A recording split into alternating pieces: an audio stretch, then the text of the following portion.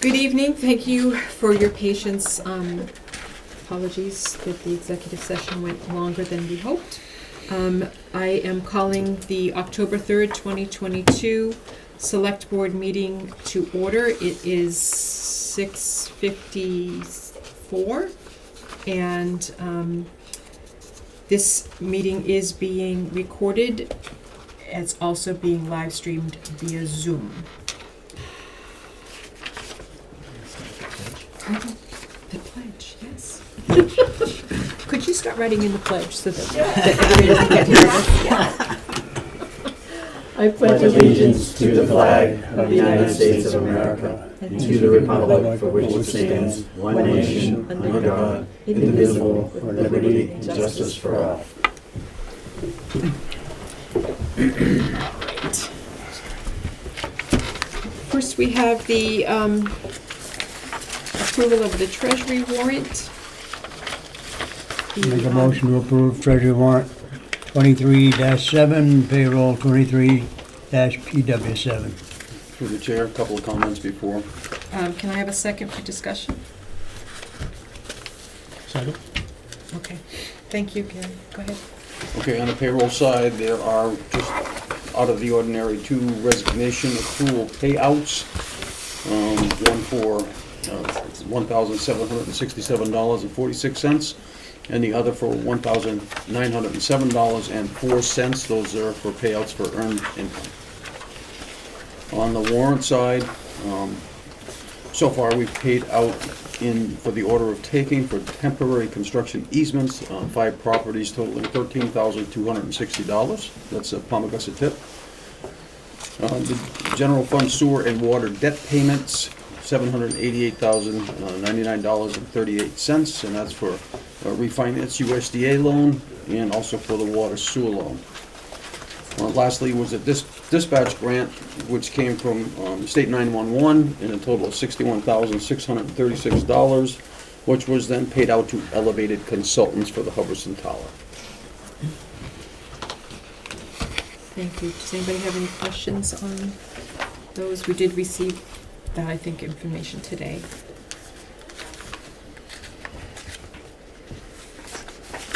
Okay. Clock eye. First and second, so roll call. Clock eye. Galvin, I recusing myself. Save place. Nichols, I excluding COA and election wages. Waitman, aye. And Benoit, aye. And approval for the minutes of the 19th. Motion to approve minutes of September 19th, 2022. I think we can do them both because everybody was here. Well, we'll do both then. And September 26th, 2022. Second. Roll call. Clock eye. Galvin, I. Nichols, I. Waitman, aye. And Benoit, aye. Thank you. Do I have anybody here for public comment? Hi! Where do you want to begin? How about at the top of your list? Oh, I won't. Thank you, Dick. You can sit down now. Don't I wish. Just to let you know that my nephew lives at the end of Overlook in my father's old house. Lost the ability to have a company come in to dump the rubbish thing, the little dumpster thing, whatever you want to call it. The road is too bad. He says, I'm not coming up here anymore, and they had to call it quits with them. I feel that we need to do something about roads in this town. I broke spring into my truck. I rent out Trees Unlimited, it's up to my place, and they've broken 2 springs also. And I feel that, of course, by rights, the town is supposed to be liable for that, but I love the town, so I'm not moving it.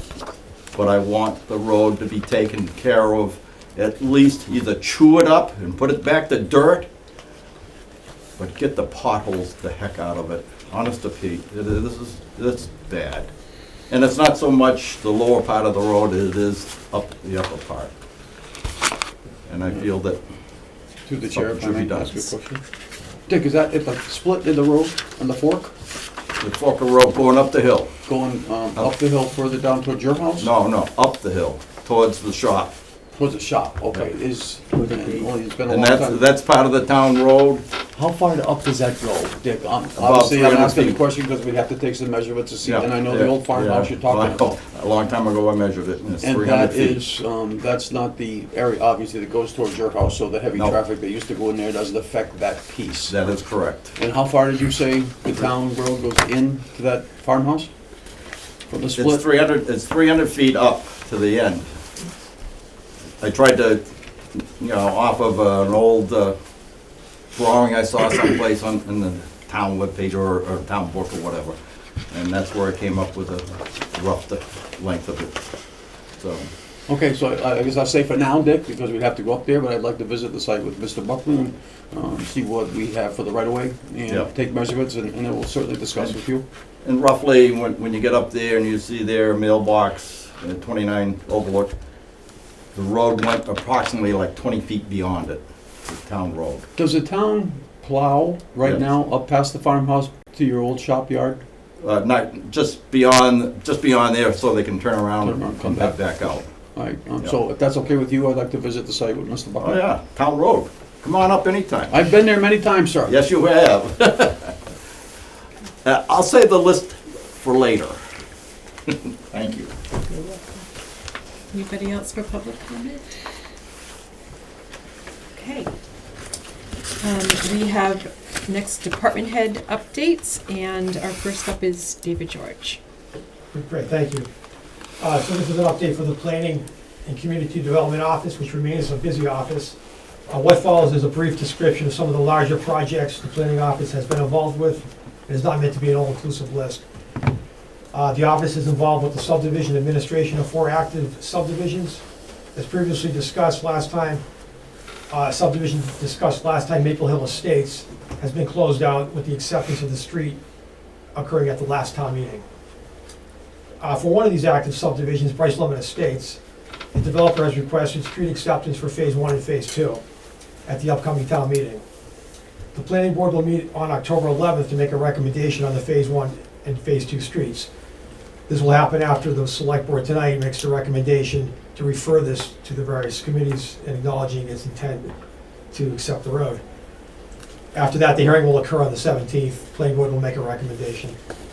Some notable special permit activity from the planning board is a recently granted special permit for a car wash at the Century Oil site, and also a special permit for a marijuana retailer across from the plaza at 78 Main Street.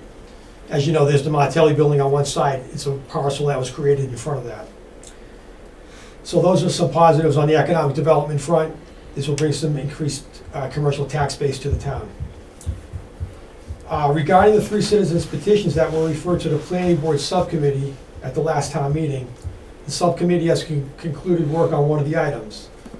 The subcommittee has recommended favorably to this year's special town meeting to allow auto and motorcycle sales in the BC zoning district. A planning board hearing on the BC change is scheduled for October 25th. Also, the bylaw subcommittee is working on updates to the home occupation bylaw. The office is also working with the Regional Planning Commission and the AgCom on a district local technical assistance project. The project looks to develop a grading system to be used by the AgCom and apply to land when an owner seeks to remove the land from the chapter program. The long and the short of this is that there'd be a rational basis for a recommendation that the AgCom may make based upon a grading system consisting of several criteria for land that's currently in chapter, and that would apply to land that parties are looking to take out of chapter. Also, the office is working with the Master Plan Steering Committee and the Regional Planning Commission on phases 1, 2, and 3 of the updates to the 2000 Master Plan. The survey previously discussed last time for Phase 2 and the Phase 3 topics has been completed. A 3rd round of funding was obtained for Phase 3. The Master Plan Steering Committee held a public forum in June. Most of the chapters are in a 90% draft form.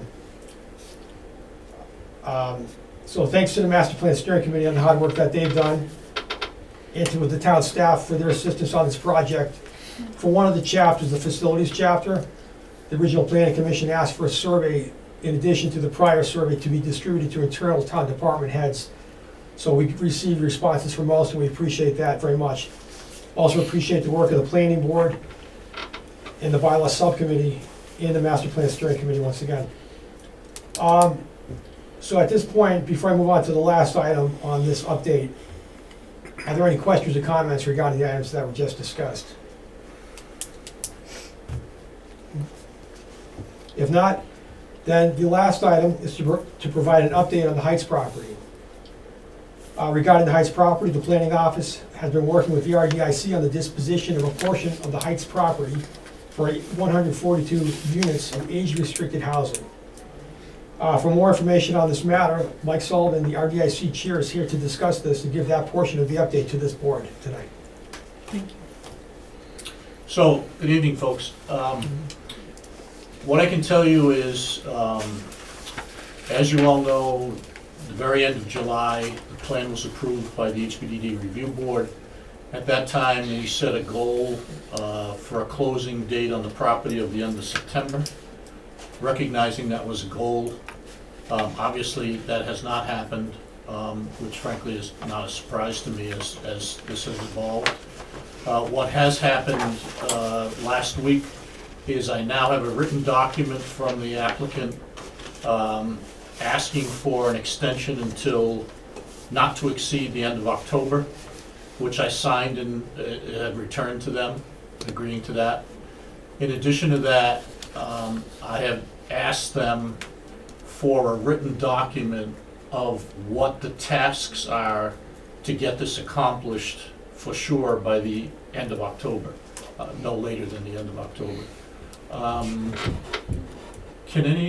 I supplied that.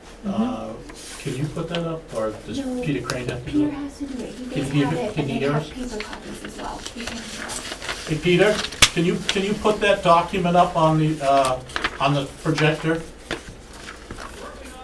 Okay. So when he gets this up here, you're gonna see that this document is generated by attorneys and title search folks. It's very extensive. There are oodles, 3 pages worth of tasks that must be accomplished. What I have done, since the only thing that we can control of those tasks are items that pertain to information they may need from the town of Rutland, I have asked the applicant's attorney to take that list and highlight the items that he feels he needs help from the town. He has agreed to do that. And when I get that list, I will then determine what's necessary to accomplish those goals. By way of example, I spoke with him today, and the title company called him today and said, hey, you know, something else we need is the certified vote of the town meeting accepting Rutland Heights Way as a town road. So I got together on the phone today with the town clerk. They have produced a copy of that. It's in the town hall. I didn't have a chance to get up to it. I'll provide that to them tomorrow. So I guess what I'm telling you is there will be no way that the town will delay this in any way. I can assure you of that. And if there's something that we can't supply that I need help with, the town administrator will be the second person to know. So other than that, I'm happy about the fact that we now have a written document. The one thing, I wish you could get that up on the screen, but it's okay. You folks have copies of it, but for the public's benefit, at the very top of the document, it says, note, this closing agenda is subject to change as lender or lender's counsel may require. As such, all rights are reserved. So, I mean, basically what they're saying is, they have said to us that they're gonna close before October 31st, but I see that as a disclaimer saying, hey, there may be things that come up that we don't anticipate that may extend that. Basically the same thing I said about the end of September date. So, I'm not sure what I can add beyond that. I'd be happy to answer any questions anybody has.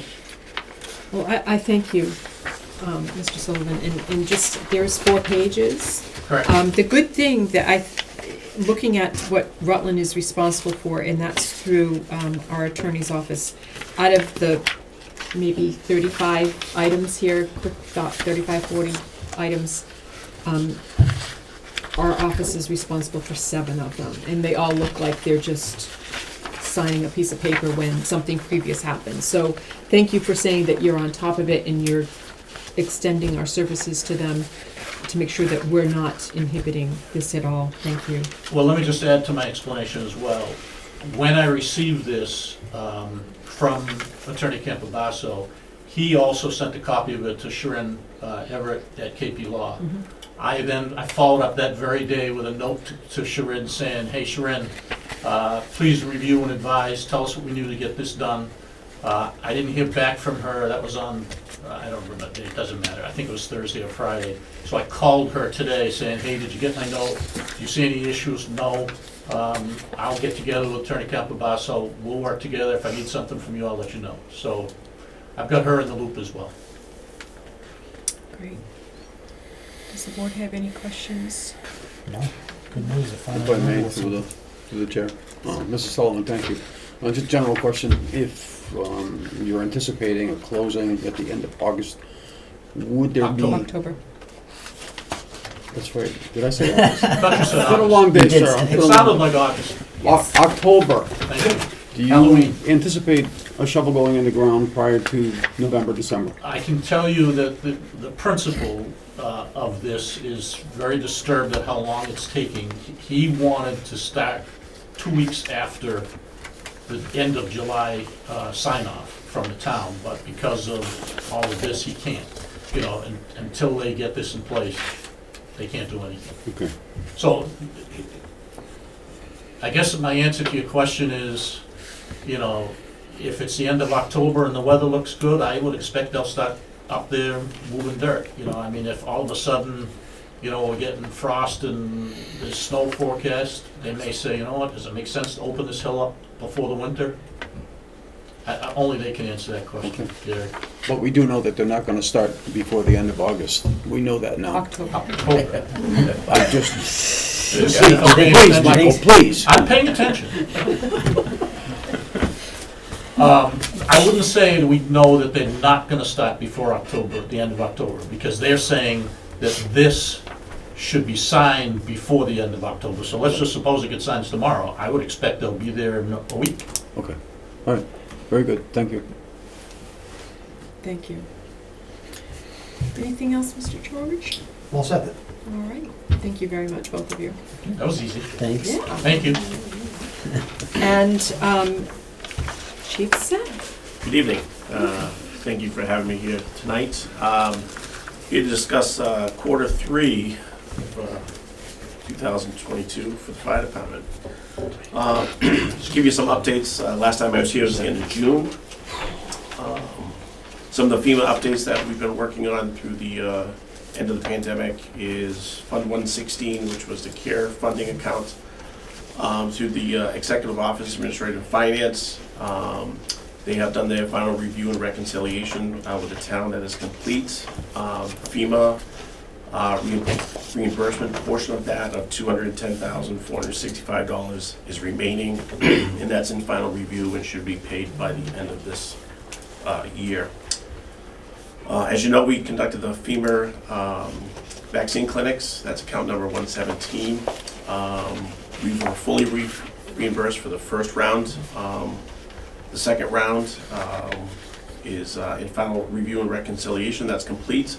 The outstanding balance owed to the town is $63,037.54. Again, that should be in our treasury by the end of this year. ARPA Fund 118. I've been conducting reporting as required and outlined by the Department of Treasury. I submitted all the required documentation to receive this year's amounts, and we have confirmed with the Treasurer's Office that all monies owed to us through the ARPA funds have been received by the town. So all $2.6 million has arrived in town and has been accounted for. So that's done. I will continue to do the file the paperwork in a timely manner to make sure that account stays current and active with the Department of Treasury. As far as the department goes, for the end of September 2022, our call volume is up 10.2% over this time last year. This is, again, we're seeing percentage like this year after year. It's not just 1 year. The pandemic wasn't a huge spike year. It was just, we've been consistent between 8 and 12% every year, calls increasing. Two things, obviously the town is growing and our town is aging in place. So our population is getting older in town as well. This has great strain on the department budget. Just regarding supplies, obviously the more calls you do, the more tangible supplies that you use. Biggest thing that we're seeing is we're seeing a huge national shortage in us getting medications to stock the ambulance. So we've been certain medications through the FDA, we've been allowed to continue to carry beyond expiration dates. That's how critical things are getting. We've borrowed from other towns and shared resources to make sure everyone is covered so that no one town is hoarding anything. So we're able to do that as well. During the summer, we've been activated on 4 separate occasions by MEMA to provide support on large-scale fires within the state. This is called a task force assignment. This is done through MEMA, and it's just conducting or moving resources throughout the state. We responded to the town of Orange back in June for a large mill fire with our ladder. Our tanker was called to the town of Dudley in August for a chemical factory fire. And then late August, early September, we responded to Ashby on 2 separate occasions for a large landfill fire that went on for 7 days. Our ladder truck was there for 2 of those 7 days. During the summer, we conducted fire prevention and inspections of the schools prior to opening. Once schools opened, we conducted fire drills in all 3 schools as required by Mass General Law. Everything went off very well. School opening went very well. And just to announce, both police, fire, and dispatch will be holding its public safety open house at the public safety building on Saturday, October 15th from 10 to 2. So that will be taking place. Last time I was here, staffing within the department, kind of give you a little update because things have changed since we talked in June. Since May 1st, we have received and accepted the resignation of 5 full-time members of the department. 2 left the fire service completely to pursue other occupations outside of the fire service in a completely different line of work. It's pretty evident that the pandemic has changed people's minds and ideas of what this means to serve, and people just got burnt out. The remaining 3 left for area departments. 1 went to Shirley, 1 went to Sterling, and 1 went to Auburn. During the summer, we advertised and recruited some very talented and capable people with all open positions filled as of this week. So we're back to full staffing now. Budget. The Acting Town Administrator sent out requests to get the FY24 budgets in. I've completed mine and submitted to the Town Administrator's office, as well as my capital plan for next year that's been submitted to CIPC as well. FY23 budget, as we finish Q1 of the fiscal year, I have some very worrisome on what lies ahead as the colder months are approaching. I'm very concerned in the general population that due to rising fuel costs, that people will be doing things to heat their homes that they haven't done for many, many years. Whether it's firing up the wood stove, the fireplace, alternative heating sources, these all can be very dangerous if haven't been properly maintained or inspected. So we are concerned that we may see increased call volumes during the winter. We've conducted all of our annual service and equipment testing with the last of it being completed in the next couple weeks.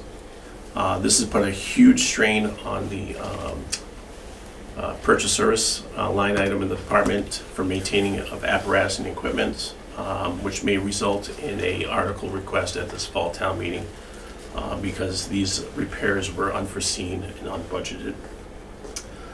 Another supply chain issue that has proven to be very problematic is the delivery of the new ambulance that was ordered last November. With that town meeting being held in November of 2021, our order was late in the calendar year. Our chassis that the truck will be built on was slated to be a 2022 model year. We got word in August that all remaining orders from Dodge that were not filled were canceled. So our Dodge chassis that was supposed to be a 22 model year was canceled and had to be reordered when the production slots opened for the 2023 model year. So that has taken place this month, and we're hoping to get our VIN number and build slot to get that ambulance built. Two problems. One is FEMA grant for this was a 2-year window. We had 2 years to build and complete this project. First thing I did was contact FEMA, explain the situation. They are fully aware, because this is not just our problem, this is a national problem. They are willing to work with us and to meet that delivery time and extend with no penalty. The only concern they had that if there is any additional costs associated with going to a 2023 model year, the cost would be borne by the town, not by the federal government. So at this point, there's been no cost passed on to us. So whether we have that in place for the fall town meeting or we have to go for a special before the annual later this year, but that will be put on the Finance Committee and the Capital Planning's radar so that they are aware of it, that there could be a potential cost there as well. Final thought, I'm happy to say that I was asked to serve on the Hubbardston Town Administrative Search Committee representing public safety. As you know, I am a resident of the town of Hubbardston, so I agreed to serve in that capacity. The current town administrator gave notice early July. He stayed on through the end of August. They appointed an acting TA who was the town treasurer to serve and to a new one is in place. The select board in Hubbardston met in early August. They advertised and hired MRI out of New Hampshire to conduct the search, along with appointing a town search committee to work with.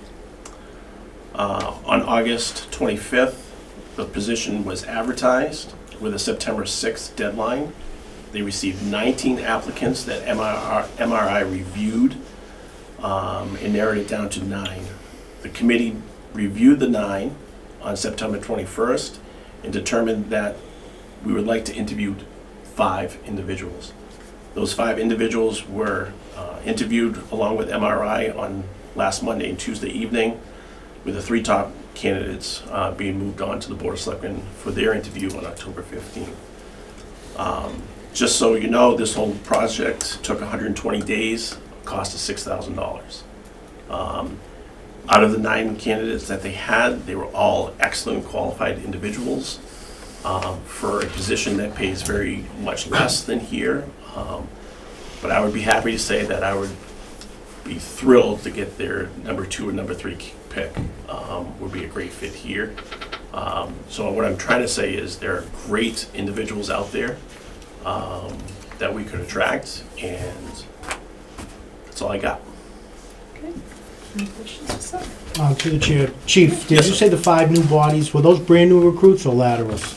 4 were brand new outside the department. 1 was a lateral transfer from dispatch into the fire okay. department.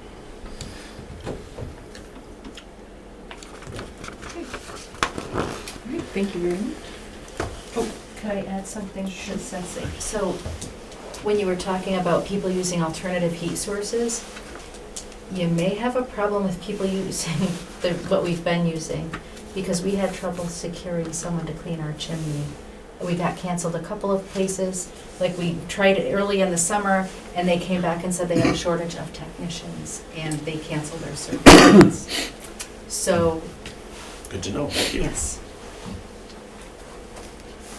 Will there be I guess I do have a question following up, thank you.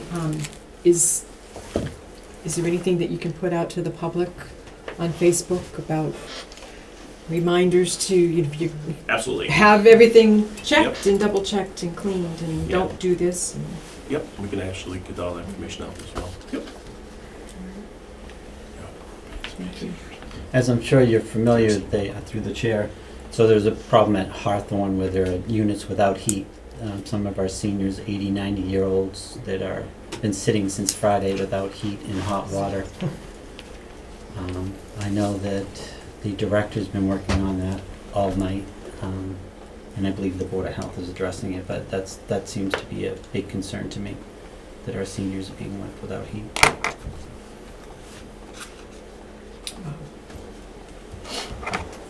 And what they might use for alternative sources. Exactly. Burning the newspapers in the sink and In an apartment. Can't see numbers, that's what scares me. or like my elderly father-in-law just turns on the stove, walks That's away. the old way. Yep. All right, Thank you. thank you, sir. Okay, before the town administrator jumps in, I want to just take a minute. The board was alerted today that Joyce McGinnis passed away on September. Just my notes just disappeared. Passed away on September 27th last week. Joyce worked in the town for almost 25 years. She was elected first to a three-year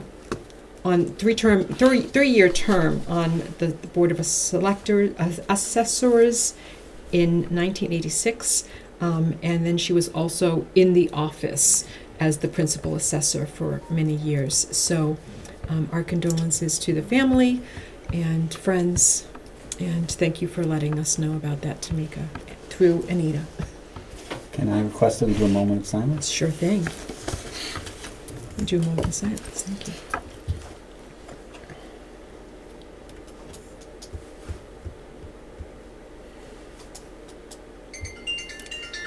And that ends it. Thank you. Perfect. I asked him to do that. Yeah, thank you. Thank you. All right.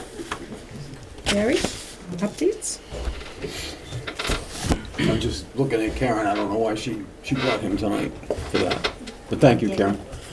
Yeah, I have a couple of things. The first thing to report was we had a meeting with Spectrum regarding the contract agreement for our services that you, the board, and I have discussed several times in the past. In attendance were Tamika, Paul McKenzie, Mike Moriarty, myself from Rutland, and Michael Littlejohn and Tammy Crow from Spectrum. They assured us they would look into our account, which they did, and got back to us telling us the results of their audit, which shows that they would be giving us back a credit of $12,000. So I think that was the good news. And to go a little bit further, then Tamika asked them to further look into our current monthly payment schedule, which they are doing. We just haven't heard back from them about that yet, but certainly on the right path, and thank you very much for that. Also, after several discussions that obviously and the board and myself have discussed before, we are finally now listed as an additional insured on school buildings. Took quite a while, and they did apologize several times for not being able to act on that quickly, but they were able to put us back on the policy at no additional cost to us. Also, on Tuesday, September 27th, I attended a meeting with school district town administrators, as well as superintendent of schools Jim Riley, facilities chair Linda Woodland, facilities director Mark Wild. In part, this meeting was to discuss capital improvements that were a direct result of our walkthroughs of all the school buildings that we had in our town and others had in their other towns. So we do have a ledger now which shows all the proposals, all the recommendations for the next 10 to 15 years. We also discussed the FY24 budgets, as they are also meeting early with the new superintendent to try to get everything in order. And what they would like to do, actually Mr. Riley mentioned that he would like to see another roundtable discussion with us and also offered to meet with the select board as well as FinCom to see what the future holds and what his prospects or projects would be. I certainly, so the board knows, I certainly recommend that we make these meetings happen. I think it's a good idea. Lastly, talked with Mr. Buckley regarding pricing and availability of solar flashing 24/7 stop signs. Very surprised, we did have a couple of requests for them, as everyone knows. Very surprised at the excellent pricing that he was able to get. So, to the board, I will say, and to Mr. Buckley also, I will say he will be visiting the sites, decide location if feasible, and then bring our recommendation back to the board. I will say to Mr. Buckley, as he is here now, I did look for, we get a lot of these messages to voicemail or email up at the administrative offices for sign requests. I reached out, I don't know if you were in a meeting today, Shirley, but I did reach out to the DPW and asked Nancy to see if they were available online or on the website, but they're not, because I couldn't find it. I just wanted to make sure I wasn't missing anything, so I'd like to see if we could get those put on the website and inform the public of that's the process, to fill out the sideboard request and then go through the proper steps accordingly. Okay? That's all I got. Okay, thank you. Any questions for Gary? Okay. On to old business. We have follow-up discussion on proposed gravel road on Wachusett Road. Hi, I'm Julian, here on behalf of Mrs. Otterly. I'm just here mainly to ask if the minutes from last week's, or that last meeting, will be available. The minutes are not, but we are asking you if you, He's referring to the minutes from the last meeting. not the. The ones we just approved today. Thank you. Yes, they are. The Those meeting will be minutes. available? Yes.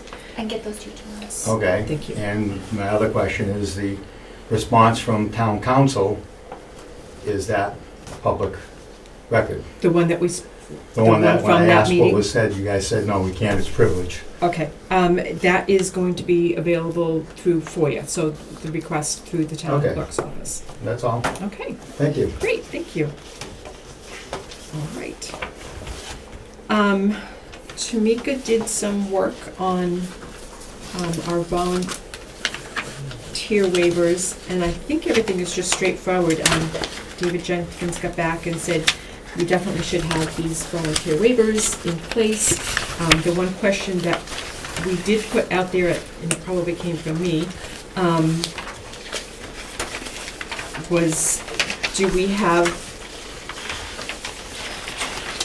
appointed boards, do we ask appointed board members to fill out a waiver? And that's not typically a practice, because they fall into a different category than volunteer, even though it is volunteer, but it's a different type of volunteer. But it's certainly something that the board could entertain putting policies into place.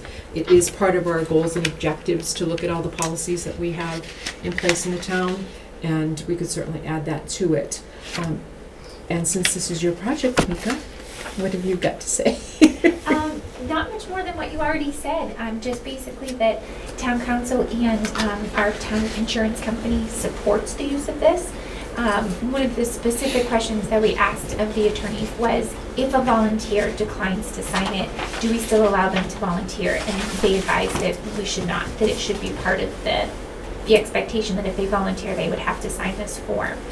So if the board is comfortable, this is something we can start using moving forward and share it with the appropriate departments. So through the chair, regarding the appointments, are all appointments sworn in for all Yes. committees? So if they're sworn in, aren't they kind of considered under the employment of the town, so that wouldn't be applicable? Right, yeah, so this would be more for specifically geared towards like the senior tax Right. work program, folks that help with elections and things like that. We just put the question out there just to make sure that we're covering our bases. Yes, because that had come up by a board member during one of our meetings, that they would probably not be comfortable signing that, and I think town council agreed that that wasn't necessary. Excellent. If I may. Yes. It just go to all department heads and not just like who we think might make it available to all department heads, probably boards and commission members also. I know sometimes different boards and commissions will utilize a volunteer for, you know, a specific piece of something. And just, you know, through the office, if that communication can get out to everybody that we're going forward with this also. Definitely. Through the chair, maybe Gary, you can mention at the next department meeting, go over the form. Okay. Great. Thank you. Thanks, Teresa. You don't need a motion to implement this, do you? Does it need It's to at be the approved? discretion of the board. I don't think it's something that has to be done specifically. I mean, it might not hurt if it's being required. Sure. If the board actually. Right, so if do we want to look at the final one then before we, So I did send you a copy of one that was drafted by town council that was specific for the town of Rutland. And that should be in your packet as well. And you can't just vote on the use of the, the specific form. I mean, I guess it's up to you. well, if town council has approved of this, Yes, that was drafted by them. right. So I make a motion that we implement the use of this disclaimer as provided by town council. Second, Roll call? clock eye. Galvin, aye. Mr. Ty? I'm gonna aye.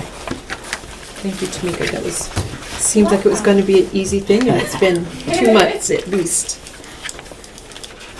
Okay, the next is Chapter 61A property on Emerald Road.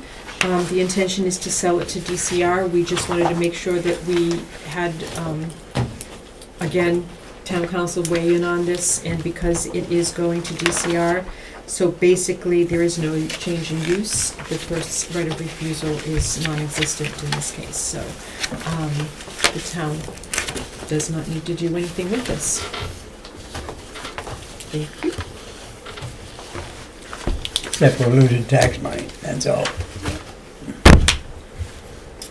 But it's gonna be protected. Might be protected, but we're losing tax money. Even if it was $1, we're losing money. They said we can't do anything about it. Yeah, I know it, but it's, Under new business, special town meeting, we need to call the meeting, so we'll call the meeting for November 17th. It'll be 6 o'clock in the evening at Naquag Elementary School, so that is a change. Glenwood is not available at all during the month of November, so we will be meeting for a special town meeting at Naquag Elementary. We're going to open the warrant tonight and close it on October 13th at 12 p.m. noon. So if I have a motion to so moved. open the warrant. Second. I have Yes. a question. So we have no idea when we'll have certified cash numbers, right? So opening and closing the warrants, I think generally for the fall town meeting, a lot of it is based on free cash. And we won't likely have that number until who knows when. Last year, I think it was pushing it to get it by, I think we got it like the night before our town meeting. November. November 4th. So, are we similar to what we did in the spring, opening the warrant with the hopes of that there's cash available to allocate to things, and then going that route, or? If I may, so those dates were in conjunction with Anita, Yeah. and she basically said there can be placeholders on the warrant, so that if we don't have specific numbers by then, or things like the street acceptance, that public hearing is after the warrant closes, but there can be placeholders. I did look it up last year, just out of curiosity. Free cash was certified on November 4th, which was 2 weeks prior to our town meeting last year. But Anita said in order to have, we have to set the dates either way, and then just hope that free cash is certified in time. I get. And the question is if it's not. Right. If I may, I think if it's not, I think Karen, you may remember a few years ago it was really pushing it, and I think the moderator postponed it to a date certain. That's all gone because it was postponed due to COVID. But I guess that's my question, is if we don't have the numbers, if we don't have certified cash numbers, is that an option to be able to postpone it? I don't know. Well, how are we supposed to give a recommendation on a warrant article if we don't know if we have the cash to spend? And I guess, if I may, a little bit of that, I think, is my comment with how the things happened in the spring. It felt like we didn't necessarily have a solid answer on numbers, so we were placing stuff but not knowing what the numbers were and how, what was left or what was going where or anything like that. So I'm just trying, I know we have to follow a calendar and I know that this is, but I'm just trying to be a little bit more proactive, thinking like, how are we actually going to do this? Because it felt like in the spring, it was still a lot of not knowing actual numbers to know have a good sense as to what was going where. So it seems as this is a shot in the dark at this point, whether it's going to be here or not. So either we postpone it a lot, or we do we wait till we get the certified cash and then do something? I think in the past we've done it similar to this. I don't think that, but I just want to make sure that there's, communication with FinCom and with all of us, that there's communication to the entire board as to what the numbers are and the priority of projects or whatever, and not just a placeholder that then is never communicated to anybody. What do you have? It's the same every year. I mean, we never know, and there's no way of us knowing when they're going to certify cash. Is there a way you could open the warrant and close the warrant and not place the meeting until such time as we have the free cash?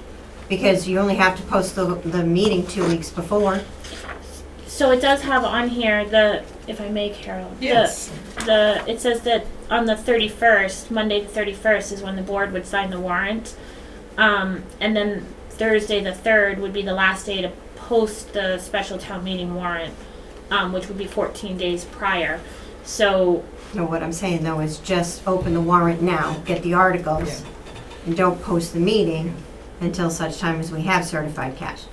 Because that means you guys are placing warrant articles, and we have to give recommendation without knowing what cash we've got. Right. So I'm not really terribly comfortable with that. So, yes, Mr. Crane.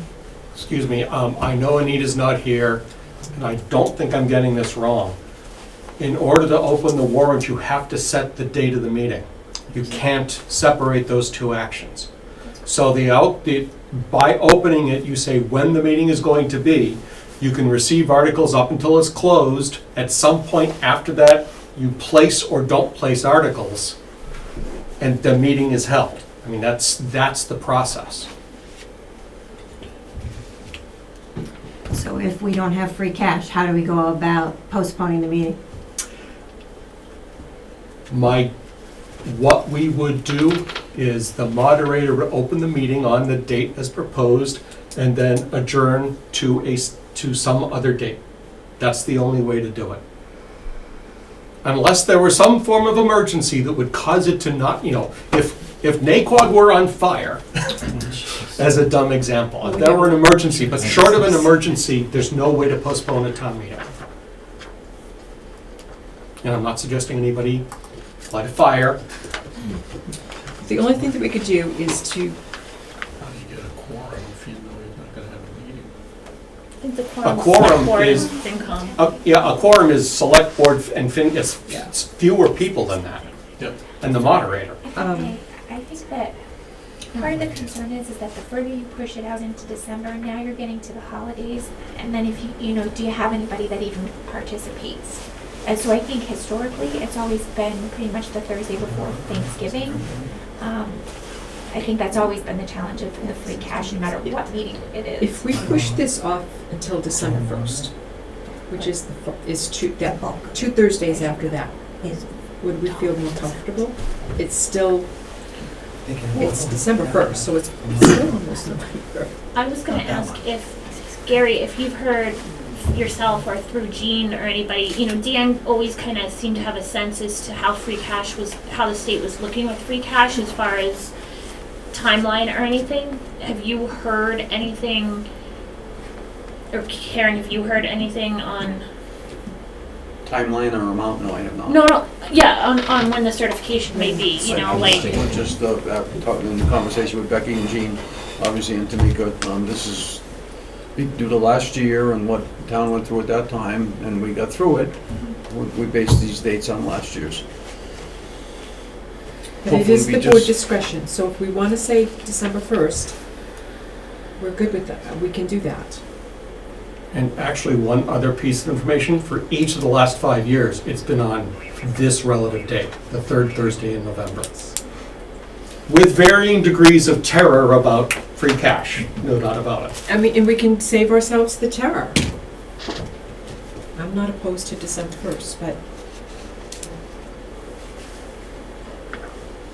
So why don't we just do December 1st? Why even Are we- worry about it? Let's just It do it gives and us get it 2 done and weeks. keep moving on, that's all.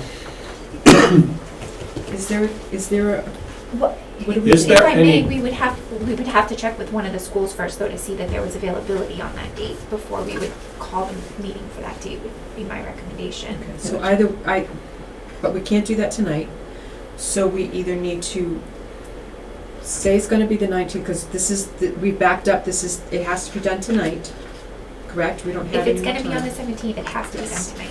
So we either say the 1st and wait the 2 weeks, and we can open it again in 2 weeks, or say we're gonna open it in 2 weeks, because that will be 2 weeks.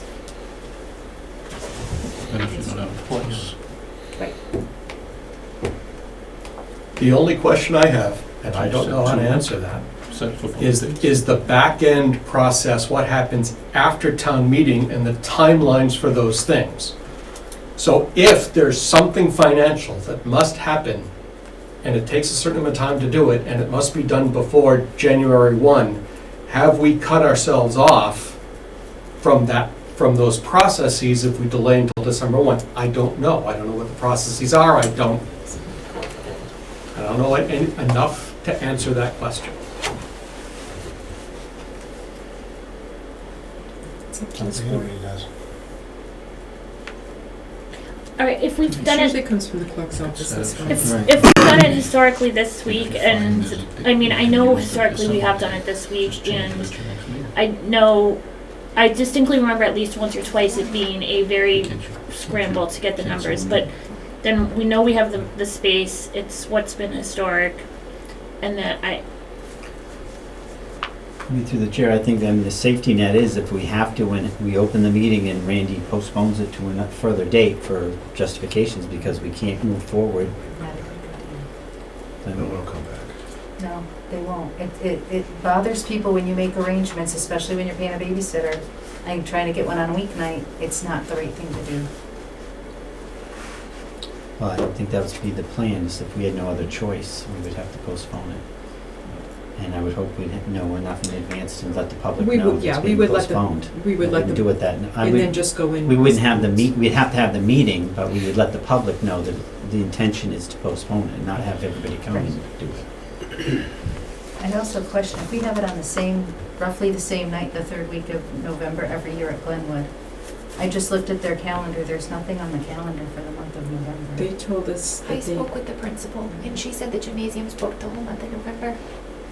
Right, I just would question for something that's the town using a town building after school hours. It's hard enough getting people to go to town meetings as it is, but when you start changing, the dates kind of are always in flux, but when you start changing the location, it gets a little bit trickier. Just my 2 cents worth. I know, just my 2 cents worth, but if it's something we do every year, I don't understand why we wouldn't be. that was from the principal, so. But NACOG said that they could accommodate us. So, and it's my understanding that it has happened, like randomly, it's not consistent, but it has taken place at NACOG in the past. It used to always take place at NACOG before Glenwood. But then, since Glenwood has opened, it's pretty much been at Glenwood. I think except for one. Yeah. I mean, I guess in the past also, Dan and Becky kind of had a sense as to where free cash might fall. Like, so even though it wasn't certified, they would kind of have a sense as to like, oh, well, there's going to be an influx or there's not or whatever. And I haven't heard anything at all, so I have no concept as to. Well, Jerry said that he met with them when they set these dates, so I Right, guess if they had but- an idea of whether if they expected a delay, hopefully it would have come up in the conversation. Yeah, But we can, what we're looking for is rough figures. So we can start.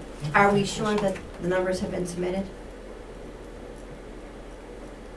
Has someone actually heard that the numbers have been submitted? I have not heard it like that, no, I Okay. have not. So, just would think we would get that. I mean, because usually before we're doing this, Dan has submitted, Dan knows where it is. If we don't even know if the numbers have been submitted, that can be very concerning. Okay. We have a new treasurer, so that she might just not be communicating that to us, so we will have that answer tomorrow.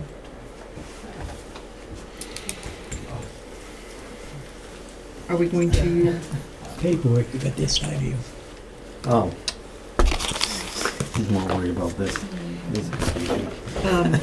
okay, so we're back to a motion of setting the meeting for the 17th of November and opening the warrant tonight. I think that's the motion and the second on the table right now, just Right. because It's just to for clarify discuss, that you know. nothing has changed. All right, I apologize, I missed who made and seconded the motion. Skip made it. Skip made it, and I seconded it. Yep. Yeah. roll call, Clock eye.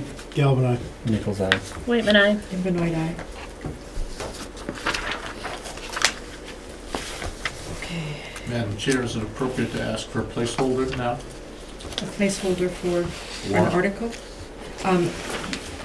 We're not gonna do, I'm gonna ask that you probably just submit it with Okay, fair enough. Tamika, and then we're gonna get everything all sorted out Gary and and I are working on that. review it all at once. Thank you. Thank you. Next, with Nick, thank you, Chief Monaco.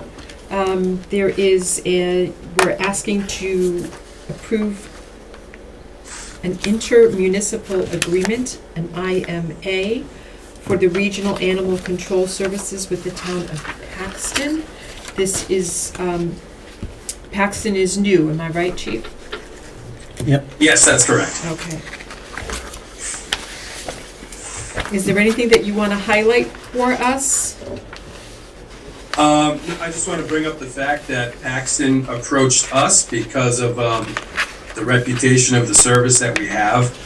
So, you know, they had several options. They could have tried to regionalize with another town. They could have hired another animal control officer, but due to the good work that Jen does, they reached out and wanted to come on board with us. Excellent. And I hear that the percentages have changed then for the overall towns. It's going, their contribution's going to decrease for the other towns? Yes, everybody's contribution will decrease. Perfect. Do you need to sign a new agreement with all the other towns then, or just an amendment to it? No, we just have to sign the agreement with Paxton, and then once that expires, we can clean it up and make one full new agreement with signatures from all the towns. Okay. All right, so, I have yeah, if I may. please. Chief Monaco, I have a question, it's Leah. There's no addition of hours currently, right, with adding Paxton in, the current agreement is the same number of hours for, animal control, and then adding the town in? Yes, Jen and I analyzed it. Their call volume is within her capacity to handle. Since July, we've been without an assistant animal control officer, so now with the addition of Paxton, we're gonna have to, we're gonna post that and bring that position back. It's already budgeted. Okay, thank you for that clarification. Great question, thank you. Motion to sign. Second. Any further discussion? Roll call? Clock eye. Galvin eye. Nichols eye. Waitman, I with appreciation to Jen and Chief Monaco and Paxton. And Benoit aye. Thank you, Chief. Thank you. Okay. Next up is a motion of attention to lay out public ways for special town meeting. So moved. You have to make motions based on something printout. to They have print? to be two something separate print? motions. They have to be separate and read. Do you want my paper? Everybody should have one. Yes, I do.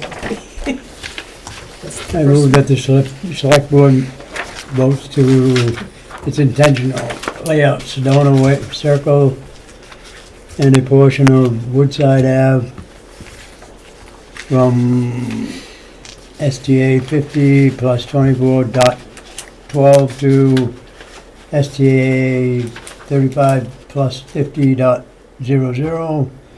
Public way is all as shown on the plan entitled Road as Built Plans, Brice Lemons Phase 1, dated October 7, 2020, and revised March 25th, 2021,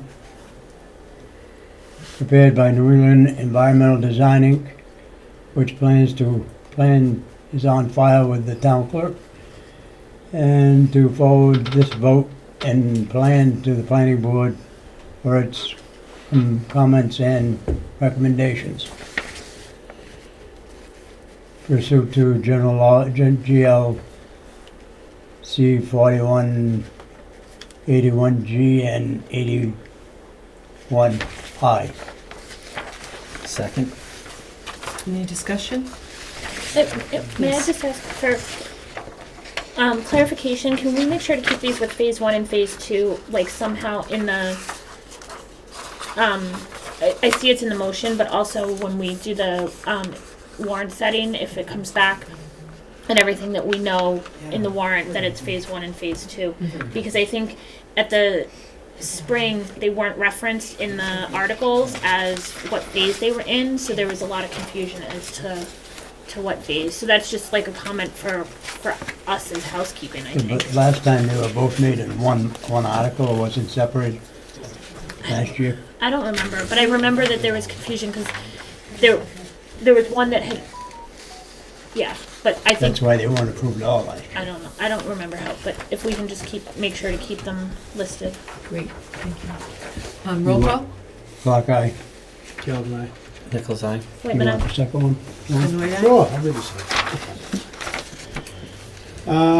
Motion of intention to lay out Oakley Drive and a portion of Woodside Avenue as public ways. I move that the select board vote its intention to lay out a portion of Woodside Avenue from STA 28 plus 25 to STA 35 plus 89.12, and Oakley Drive STA 0 plus 00 to STA 2 plus 660 as public ways. All is shown on a plan entitled Road as Built Plans, Brice Lemons Phase 2, dated December 20th, 2021, prepared by New England Environmental Design Inc., which plan is on file with the town clerk, and to forward this vote and the plan to the planning board for its comments and recommendations pursuant to GLC 41, 81G, and 81I.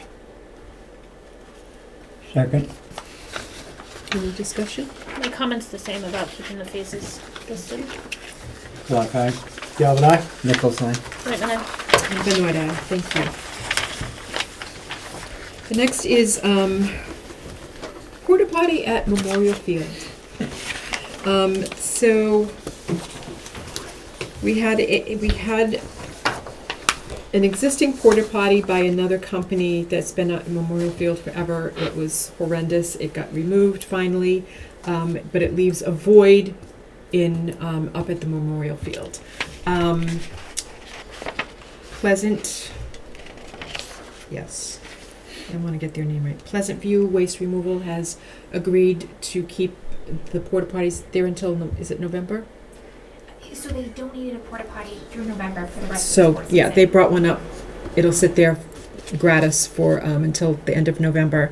We do need to think about going into next year. So the question before the board is, Pleasant View has agreed to give us a nice discount. Their typical pricing is $150 per 28 days.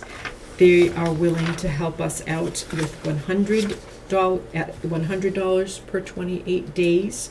And we figured it'd be about a 6 month, so from May to November. every year up at Memorial Field. The question is not so much the need, the question is how we're going to pay for it, or who we're going to ask to pay for it. Yes, ma'am. I have a question. Why are we paying for porta potties when there's a pool house with bathrooms in it that are already built? The pool house isn't always open. Okay, but it's a town property. Why can't we have it open? Then somebody would probably have to staff that, and clean it. So I'm betting that it's gonna cost probably about the same to do.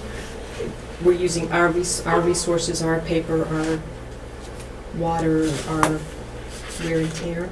Okay. Does that make sense? It does, but it doesn't. Yeah. Because it's already there. And is it for sports? Like, should the sports people be And that's the big question. paying a fee to use them rather than putting porta potties out there? Or whoever's got stuff going on, pay for it to be open during the events that are up there? If it's Chair, during a pool time. I think the league should pay for it. I really do. I mean, they get Marshfield for nothing, Right, for nothing. and Memorial. They can pay for a porta potty. I was gonna say similar. I think my thought with the pool house, I went there also, but I think given the bathroom issues that the pool house has had recently, I'm hesitant to add additional volume to that already kind of unmanaged volume, because it would, Through the chair, you also run the risk of vandalism in Right. the pool. Right. Well, I think you can get in from the outside and not let. Can you get in the I'm not 100% Yes, sure. there's outside Oh, doors. that's right, yeah. But I still have concerns about the capacity, knowing the past year or so what the capacity issues have been there with the plumbing and everything underneath. But I was wondering, I'm pretty sure in the past that it's been split between soccer and baseball. And so I was just curious if that was something that they just had always been doing, but then the town hadn't, kind of worked that into an agreement with them still, or not, because I know it gets used by additional people, but the heavy users during sports season especially are through the sports. Yeah. That's my thoughts, Yeah. exactly. I guess we just, it's a need, so it was brought to the board. It sounds like we might be. I think we Yes, should sir. write a letter to them and ask them. Yeah, I certainly don't think it's unreasonable to ask I the don't league to either. pay for it. Just a couple quick comments.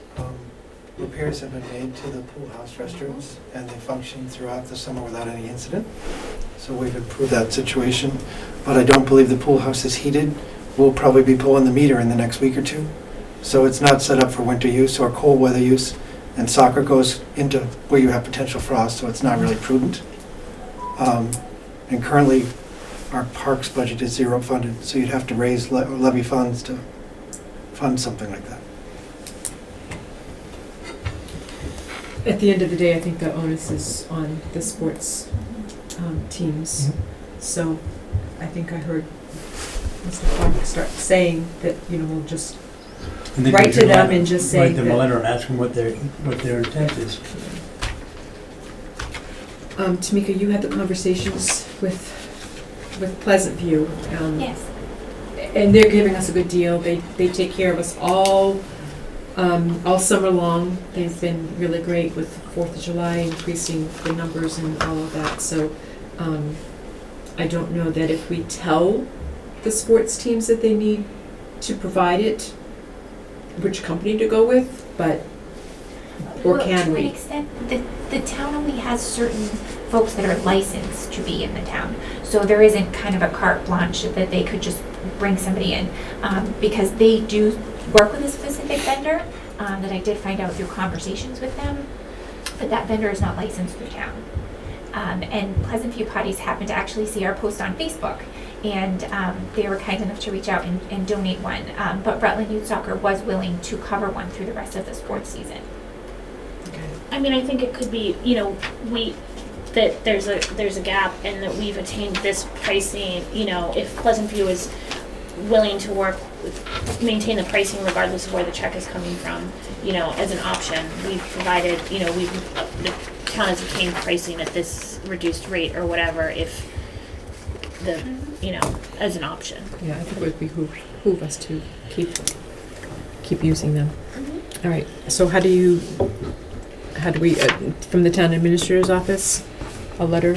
Yeah, I think it's stating a that conversation or it's- a letter to the league presidents maybe. I mean, and I would think it's both Rutland Little League and Rutland Youth Soccer as, and, yeah. I think I don't know if Mountain Club they don't use the fields there in the spring at all for soccer. Okay. I don't think so, I'm not sure. No, I don't think any soccer's there. Right, I think it's all baseball, Yeah, softball. baseball and softball.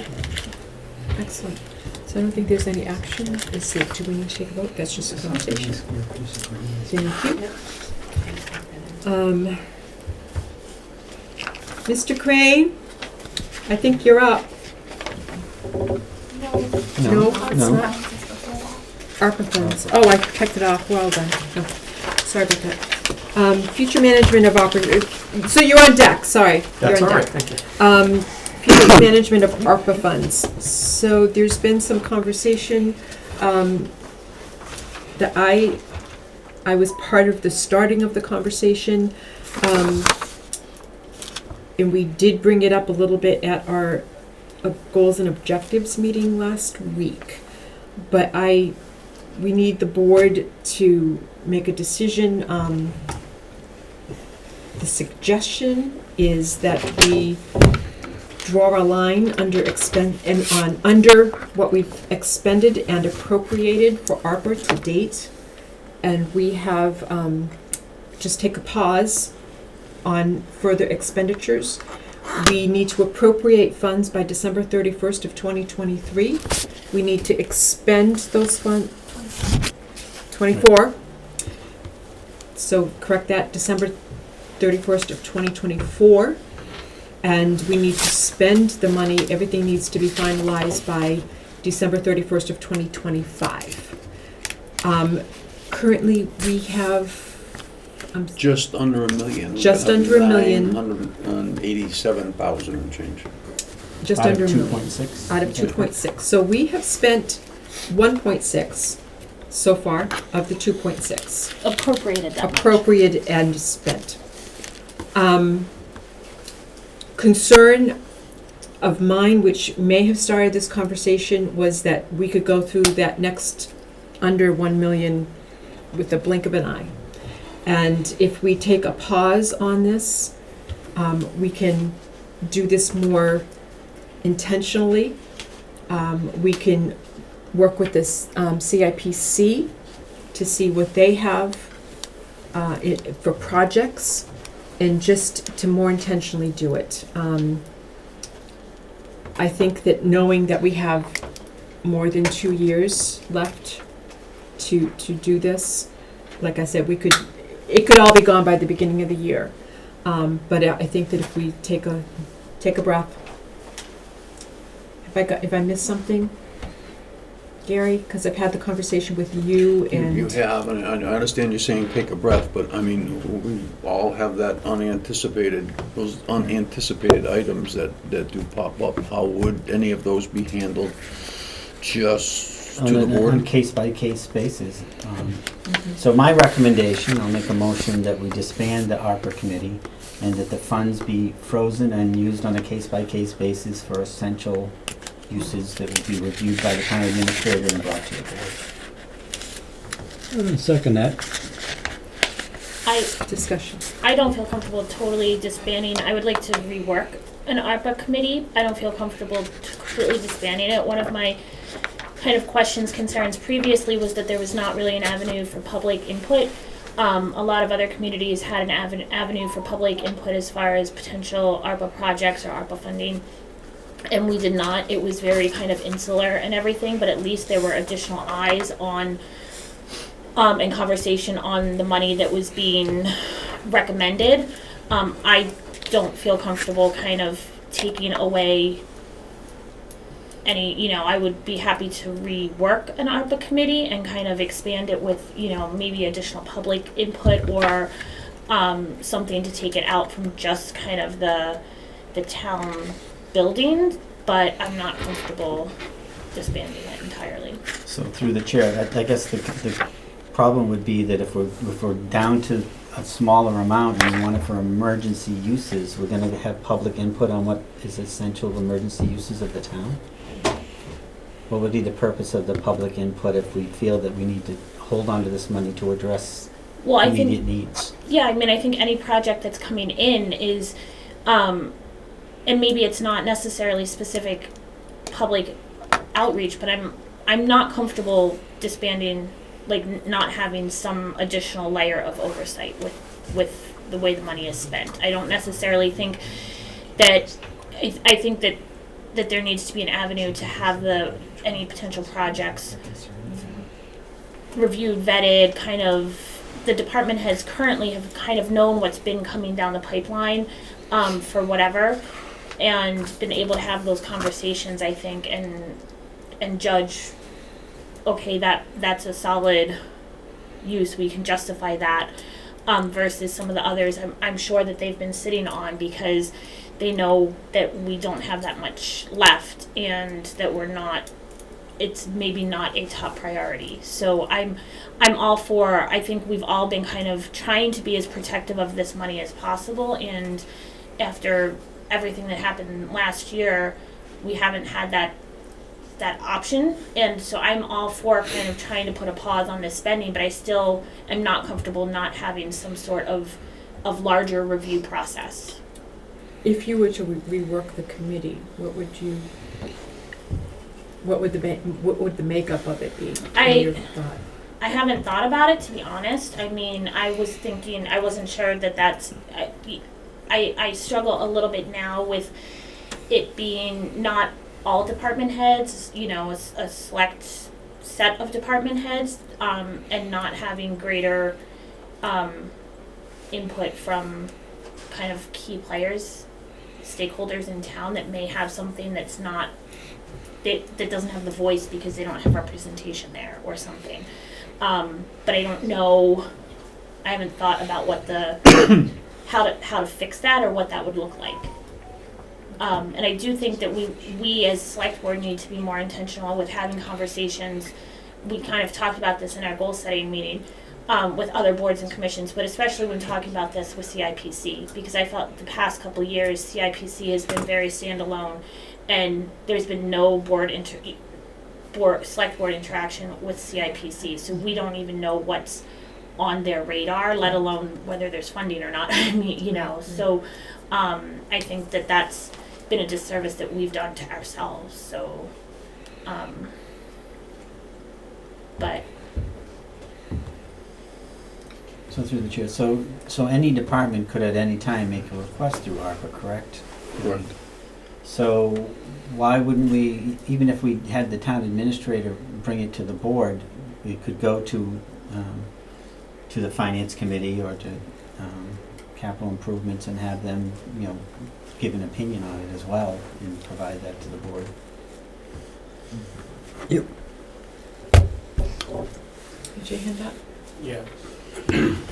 Through the chair, as a member of the ARPA committee, I'm not sure what the original spearheading thought of how it was originally created, but us department heads ended up on it. And our task or our role was basically to vet and view information that came in.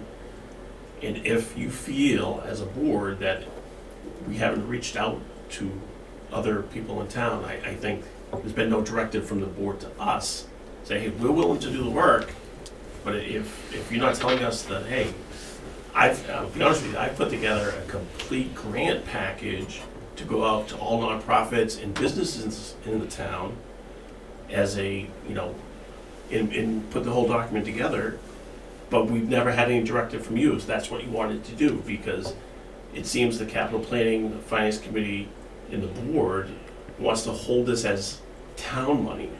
And I think the ARPA committee looks at it as town holistic, as the town, that it shouldn't just be for town government, it should be for town businesses and other things in the community as well. In the nonprofits and some of the others that have needed to recover from the pandemic, and that's what the money was intended for. So without any directive from you as the body, we haven't done anything that we haven't been asked not to do, so.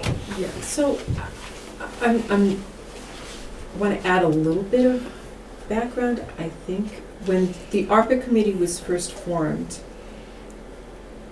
it was formed without board input. So that's nobody's in this room's fault, right? So this isn't fault, this is background. And I think that in the moment of everything happening so quickly and the whole COVID cloud that we were under, things just happened. And now we're like, what? We got the last influx of money, and it had been not. I think it started on a trajectory of being presented to the board, and we agreed, and now we're saying it is our now. It does sit with the board, and so we're re-looking at what responsibilities do we have as a board, and what can we do, as I said, intentionally. It sounds like maybe we could have more conversation about this as a board, maybe in the smaller meetings, the groups that we've come up with.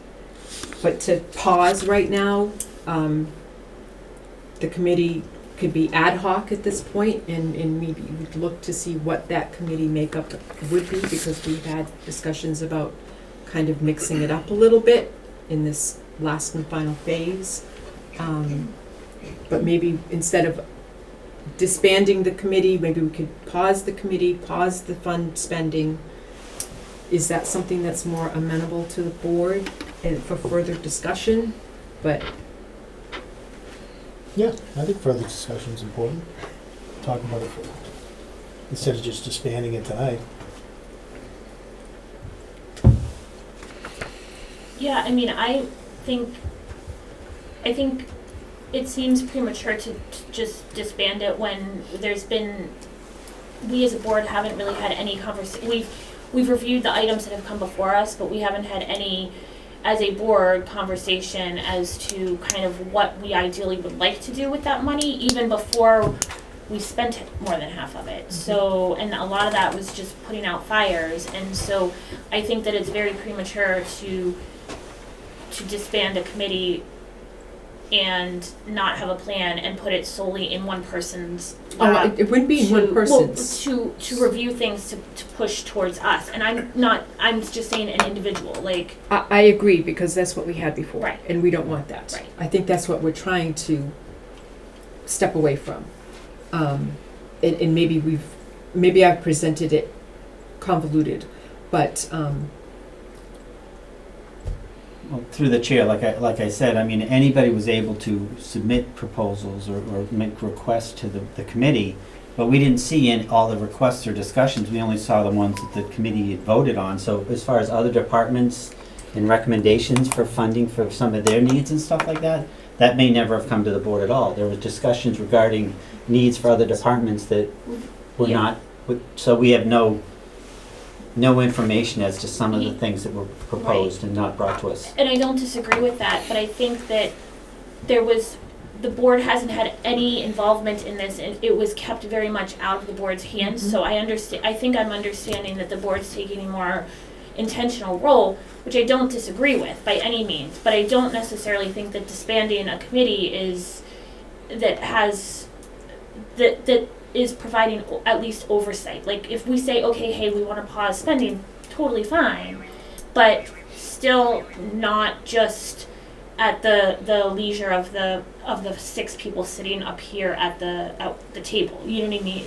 And so, for all future spending opportunities. So I think that maybe it's a more in-depth conversation that the board has for that visioning piece, and then what we want to do. And then we include CIPC, we include maybe economic development, we include, it's some of the stuff that other communities have done has been really cool with the funds, and sustainability that will have a long-lasting impact, revenue generation for the ongoing revenue generation for the town, versus a one-time spend that fixes a problem but isn't going to continue to add any sustenance to the town. So in through addition. the chair, were there any notes kept as far as like the discussions of the committee and like one's proposals that may not have come before the The only notes that would have taken was actually the items that we brought forth to the board. So none of the other ones that were discussed that were not voted?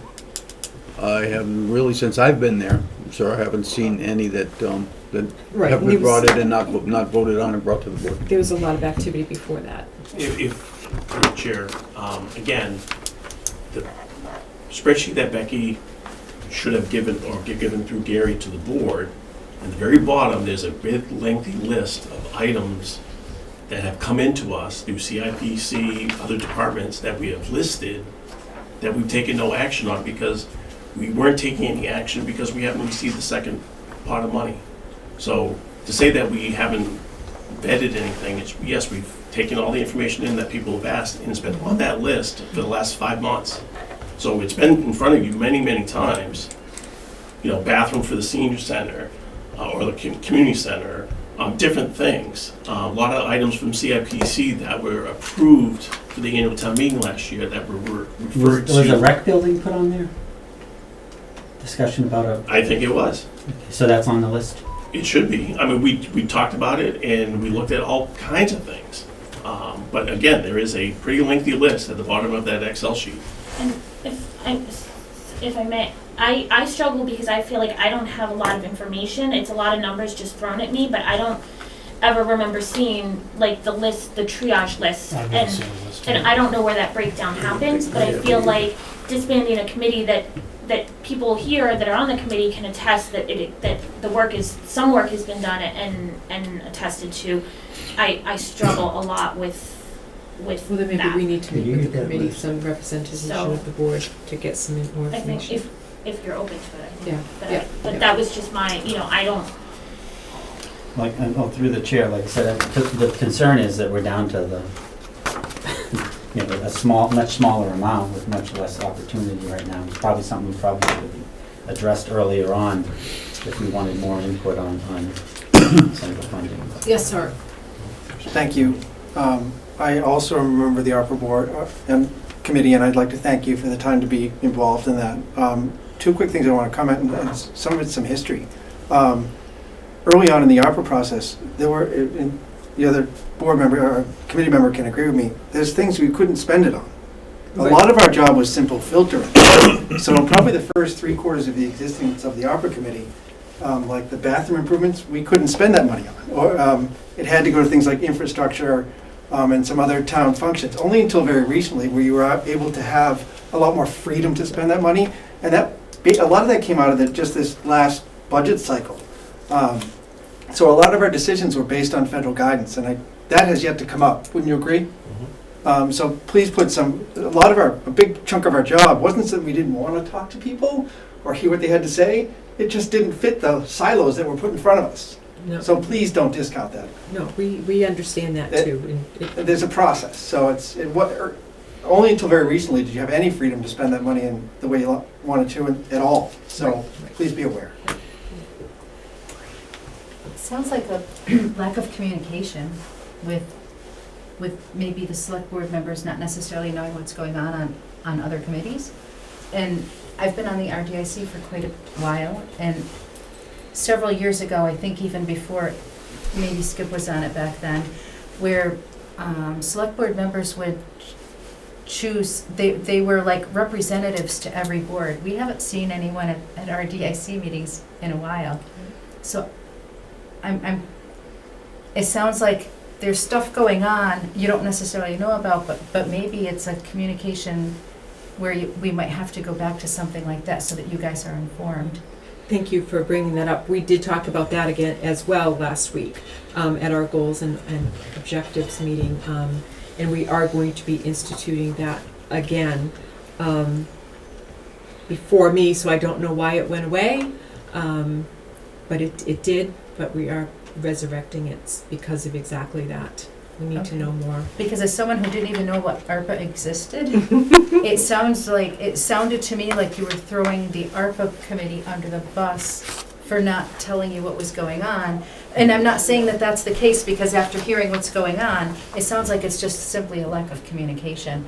but I don't think it's on them necessarily. Through the chair, the main concern is that the money is becoming to a much smaller amount, that we're concerned to make sure it's available for some of the major issues that need to be addressed. So we want to make sure that there's more monitoring and what happens with it. So. Okay. Could I have just one more quick Yes. comment? Sorry. As Director of Public Works, I gotta tell you, if you're gonna do any kind of construction for real, or you're gonna try and order a sizable piece of equipment, do not discount how long it takes to buy or order stuff right now. So 2 years seems like a long time. If I wanted to put in a mile of road, I'd be lucky to get it done. So please do not discount the current market conditions right now. So I whatever decision you decide, again, thank you for your time, but please be cognizant of that.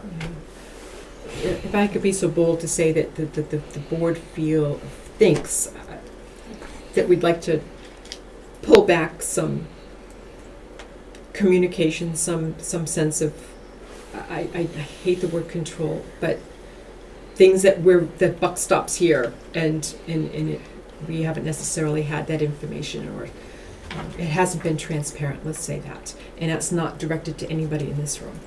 And I think we're just, as trying to be respectful people of the positions that we hold, just trying to be more accountable, but we need to be more accountable by knowing more information. So if we either can make no action tonight, or if you I want can revise mine to just to hold any spending at this time until we can reevaluate the current process. Anybody okay with that? Yep, I'm all right with that. Second? I did the second. That was the second, yeah. That was the second. Yeah, I'm okay with that. He did say yes. Yes. Is there a timeline as far as when we're gonna do with this? Well, we have some time, like those time frames there. I think we have plenty of time to spend the money. We just want Oh, to make I sure know we the do it. top, okay. Yeah, By so the we time we figure out the want to be opportunity, frugal about how it's. I don't want to just disappear. Oh, it's not gonna Okay. disappear. I think a lot of it plays into our goals and objectives and communications and I think, at the end of the day, we could just take action on this by not approving spending, but we wanted to put that out there again as transparency to say, right now, we're not gonna spend any of the ARPA money, so, but it's still a train moving forward. If there's no further discussion, if anybody, roll call. So it's just to be temporary and on hold Just for a now. temporary hold. Black eye. Galvin aye. Nichols eye?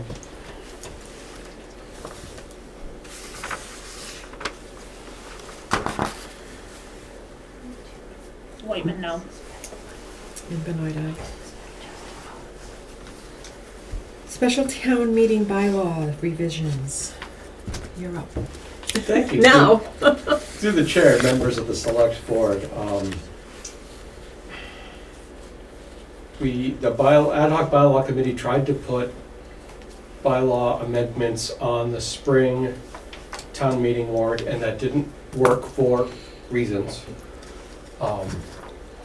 There is a difference of opinion within the town whether it is appropriate to bring bylaw amendments to special town meetings. And so my very first question is, would the board support that or not? Because if not, there's no need to go any further. But if so, we have other things to discuss. Through the chair, the first question, have they been reviewed by council?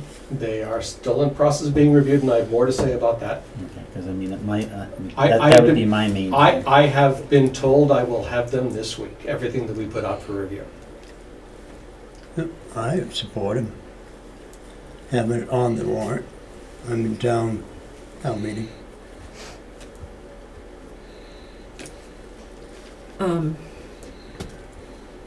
I don't have an opinion one way or the other. I know I haven't heard detailed reasons for special versus annual, other than attendance. That's usually the big one, is that not as many people attend it, so But some people believe that's. But if people want to have a say, then they need to attend, so. I think that part's, it's gonna be what it is, I think, whether it's November or May. That's my opinion. I don't know if anybody else has heard anything about, this shouldn't be a surprise to Right. a lot of people. Okay. So I've sort of given the bylaw status, which is everything that we've put in for review, including some changes since everybody here has seen it. I should have back this week.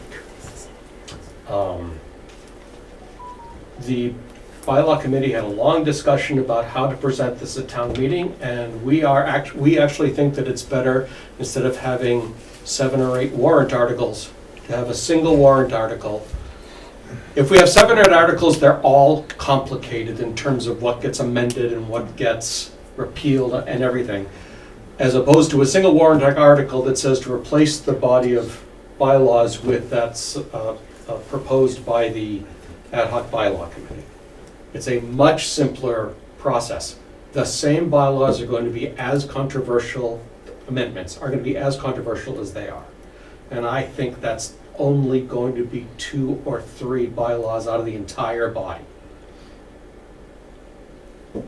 But we're looking for input, not just our opinions on that.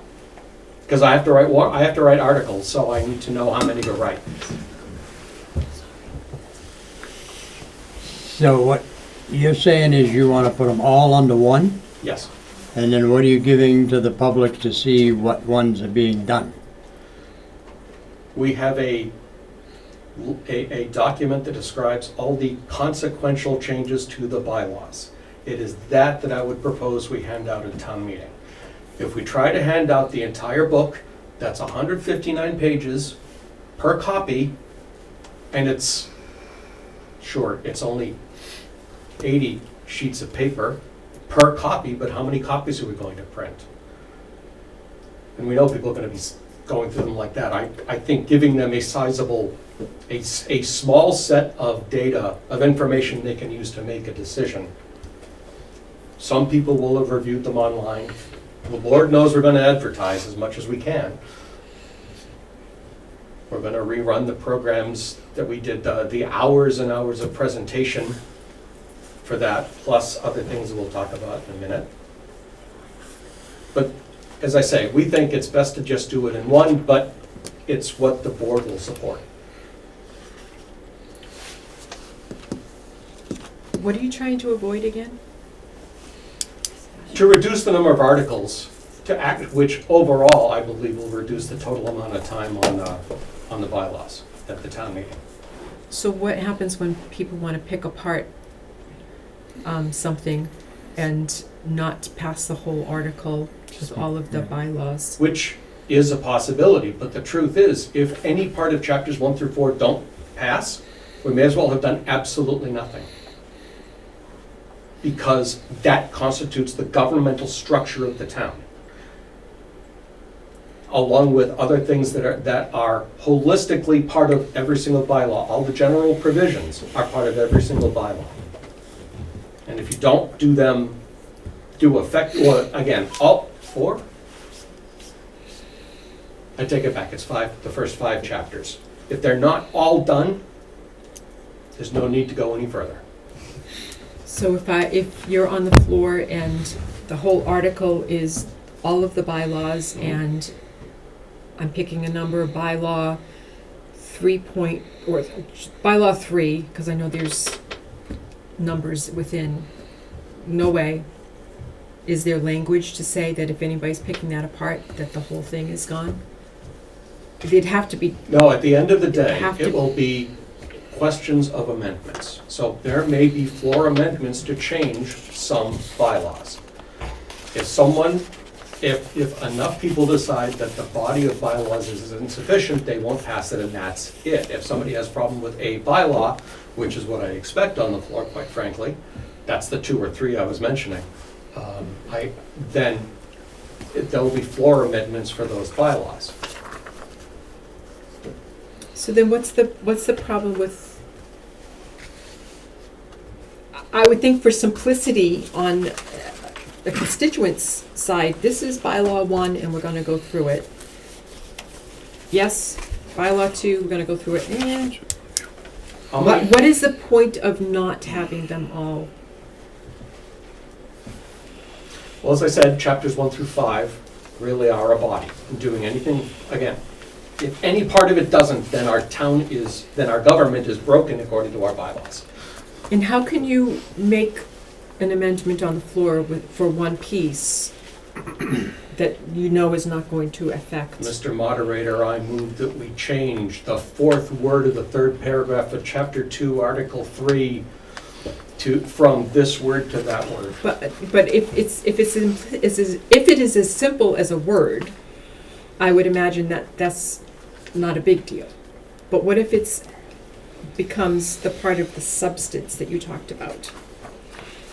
And so therefore, when we reviewed them last year, this wording was carried through to this, and are you really going to be able to do that on the floor? To the limits of the moderator allowing discussion, yes.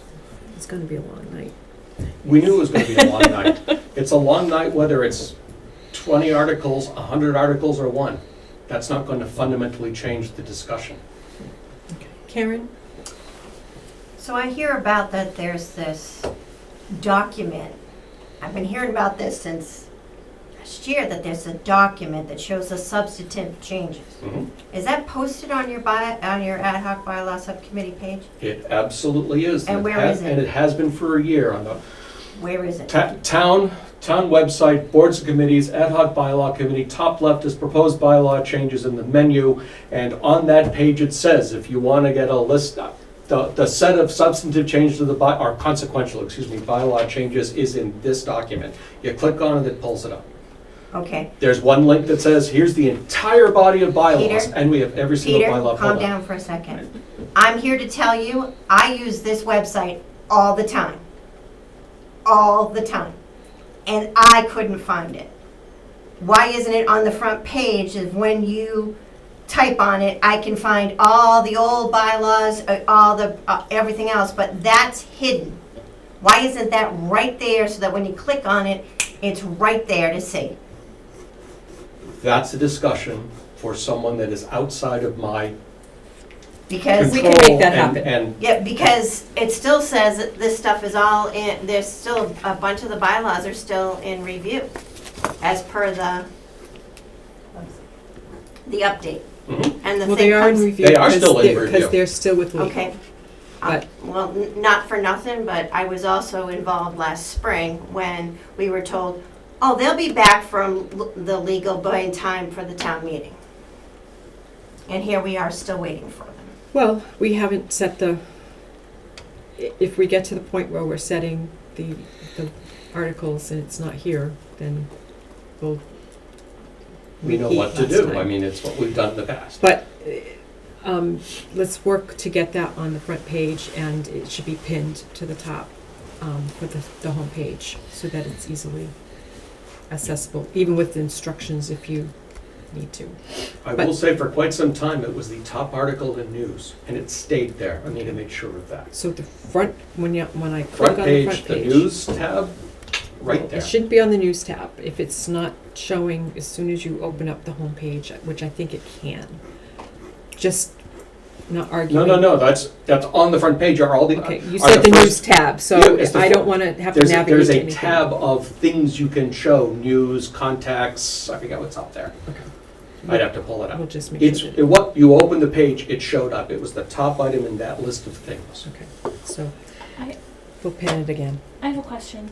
I think, if I remember correctly from the spring, there was what had come back from legal, what was presented to us as select board, and I don't know if they went to the other pertinent boards and commissions, if it was something that pertained to them, and then it went to legal. And I think in some cases, legal came back with a number of changes to those, and then I know we never saw those updated with the legal If you're reviews. interested, that's fine, but they were all inconsequential. So if you really want to see every single word that legal suggests, I suggest it's a very bad use of your time, but I can send you that information. I thought that there had been a I think comment. that the board should see it. Well, and I thought that there had been a comment about legal having made some fairly significant changes after what the board, we at least had seen. And so just want to know if, I honestly cannot think of a single comment from council that had a consequential change to the bylaw, to any bylaw that we've had reviewed so far. We want to see I think we want to see everything. Okay, you Yeah. are signing yourself up for a lot more work than you think you are. And I mean that because, But understanding that, because the other thing that you are signing the other thing I wanted to talk about is the more bylaws that were not being proposed for May that we would prefer be proposed for this town meeting. Because there are more, but the review process is the responsible board, department, whatever, select board and legal review, and we're gonna have to do all of those in parallel, get them done in time for town meeting. So my question is, if you want to see all of those, do you want me to just send you legal reviews comments? Do you want me to send you, what do you want? is And it do a you want me Word to send it? document with track changes kind of thing? There are, every bylaw is a document, and everyone has track changes in it. I say send it, and it's up to the board to either read it or not. But I think that's up to the individual board members to do their due diligence. I know it's a lot of work, but at the end of the day, is it our responsibility? So, Leah, I mean. I mean, I know you and I will be going through it, and Yeah, and like I said, it's just, And even if we get the ahead of time, I can't remember if we got them ahead of time last year and then you presented them, but if we got them ahead of time for you, when you meet and review, we can go through and do that as well. Yes, sir. I think this is just You better get a name, you better get a name. Name from- and, Oh, I just realized that 149 nobody's doing Palmagussit. it. I think this is a bad idea. This is a special town meeting. This isn't the required town meeting that is based upon what Rutland has to do. We're changing bylaws. I don't know the numbers, but we're changing town bylaws. Traditionally, we've been lucky to get 60 people there. And Carol, I get what you're saying, that if they want to be there, they want to be there. But with this type of change coming on, I just don't see why this shouldn't be done at a town meeting. That's my opinion. I think this is crazy to make changes to the town governing body at a special town meeting. That's my opinion. I don't know. And we If were looking for the Mr. opinion, Canacula was here, so. I'm sure he'd be echoing that, but this is one time I really agree. This needs to be done at a town meeting, not at a special town meeting. And the second thing I was gonna say is, putting them all in one, no. We need to do, and I understand, like, the spring meeting, we were planning on this was gonna be possibly a two-day meeting. Great. We're changing town government. We're not just doing a couple planning board bylaws. We're changing the way the governing body is. So I believe that each one should be on a warrant article and discussed separately. That's it, thanks. Each bylaw? Yep. Each bylaw, yes. Each bylaw. Interesting. Its own thing. I agree wholeheartedly with You what got a name? Michelle Van Reet, 230 Charnock Hill Road. I agree wholeheartedly what Tim Narwhal said. Where do you live, Tim? 149 Palmagussit, Thank you. 2 tracks. And also battery. for the fact, wasn't this committee put together to codify, like, to put it all in one spot, not necessarily to change the bylaws? And I get it that when they were going through this, and I don't discount the amount of time and energy that's been put into it, but I think it's kind of snowballed into something much bigger than it was intended. And some of the bylaws, Peter, it took you like 2 hours to go through one chapter. And even then, like, if you're not listening intently, and one that sticks with me is changing the town administrator position to a town manager position. That's not, it took us a long time to even get a town administrator. And so I think that's a ginormous change. And to just kind of slip it in there of, here's a whole stack of things and you guys can go through and make changes as you wish, I think is not the right thing to do on the town as a whole document, which has legal review and comments that people aren't gonna see, like, it's going to the select board, is that gonna be published for everybody to see all those comments from town council? Like, I just concerns me. You That wanna do becomes a these whole question changes. about privileged information, because everything comes back from town council is privileged. But when you're suggesting changing bylaws, there's a body suggesting changing bylaws, what are the ramifications of those and how are we gonna know about them? Is it gonna be on us to ask, or are you gonna tell us? Well, again, there's a document that describes, okay, may I respond? Yes, please. Through the chair. First, we are not changing government. We are defining it. When we're defining it for current uses. The only addition, actually, it's unfair to say the only addition. The biggest addition is the addition of a town administrator bylaw and explicitly stating the powers and duties of that position.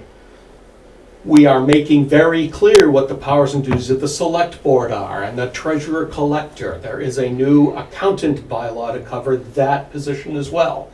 Definition of government. Isn't that definition of government? But we're not changing. We're defining. Okay. We are making very clear. That is not the same thing, because the intent is exactly to not change it.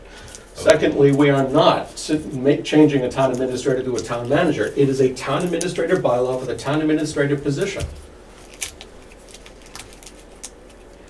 But you're proposing changing the job description.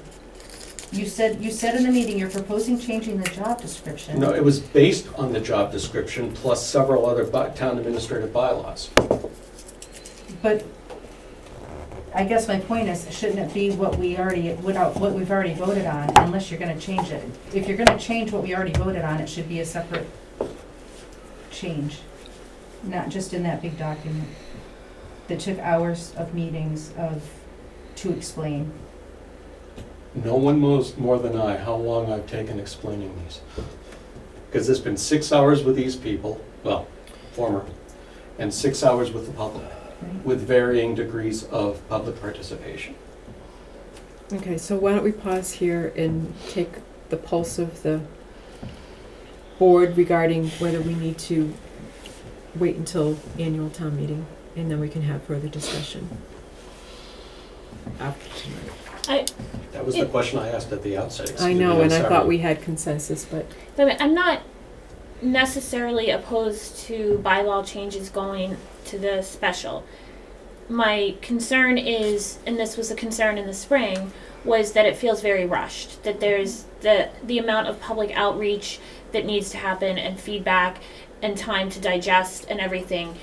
It felt very rushed, and it didn't feel rushed in the spring until we knew that there wasn't legal review, and then it felt very rushed. And now it feels like there's still the promise of legal review, but we don't actually have it. And then to do a service to the public for as much as we can communicate to them, I feel like that's rushed in a busy time for back to school and everything that's a lot of the public is in. So that's a little bit of my hesitation, but I feel like, again, if we wait until this spring, we need the commitment that that there's going to be the time to do the outreach that I think that this needs, because I've said to Peter that this, I think, has taken on a lot more than I anticipated when I kind of pushed to get the funding appropriated to have legal review for the codification and cleaning up of language and modernizing and everything.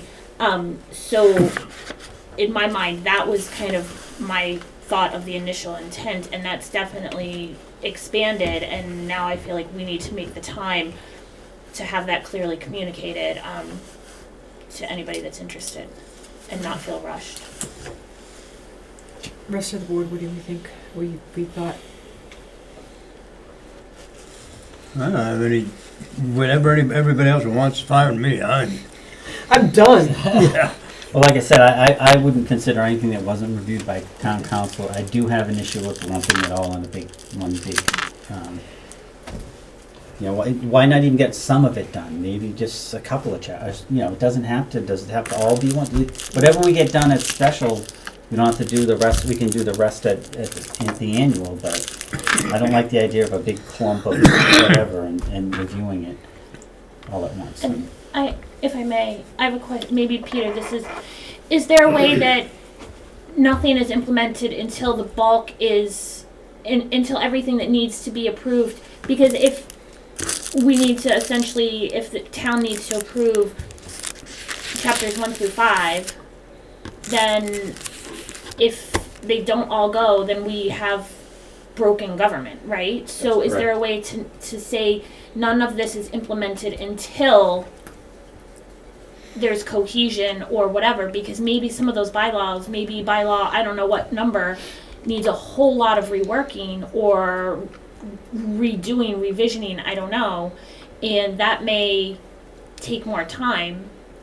So is there a way to say that nothing takes effect until we have cohesive government? I don't know how to write an article and a motion for that. But you were saying that if one piece fails, then the whole thing fails. It needs to be taken. If one piece in the middle fails, every motion after that would be a motion for no action on this article. And we would have to find a way to live with the inconsistent government as defined in the set of bylaws that were and were not amended. And I guess my struggle there is the whole point of this is to codify, clean up, streamline, and then if we're, Okay, so I'm going to back up to, you said that two of you're expecting problems with 2. 2 or 3, yeah. How can we solve for that before we get to town meeting? I don't think there is a solution before town meeting because there are differences of opinion. And the bylaw committee has reached one set of conclusions and are proposing those amendments. Other people think other things should be done differently. And we are, I know of some beliefs that are at loggerheads. They will never agree. And so there's no way to avoid a town meeting discussion.